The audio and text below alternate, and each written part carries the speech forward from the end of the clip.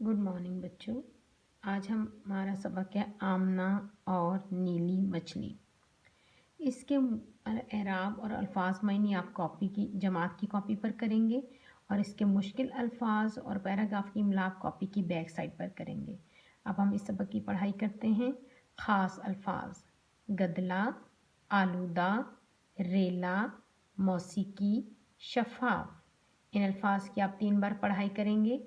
इस्लामाबाद के करीब एक छोटा सा गांव था जो खूबसूरत पहाड़ों से घिरा हुआ था।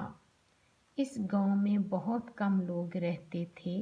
गांव में एक बहुत खूबसूरत झील भी थी, जिसका पानी इतना ठंडा और इतना शफाफ था कि पानी की सतह से मछलियां तैरती नजर आती थीं।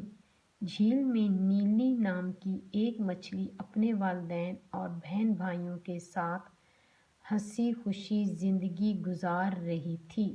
नीली को गाना गाने और नज़में सुनने का बहुत शौक था।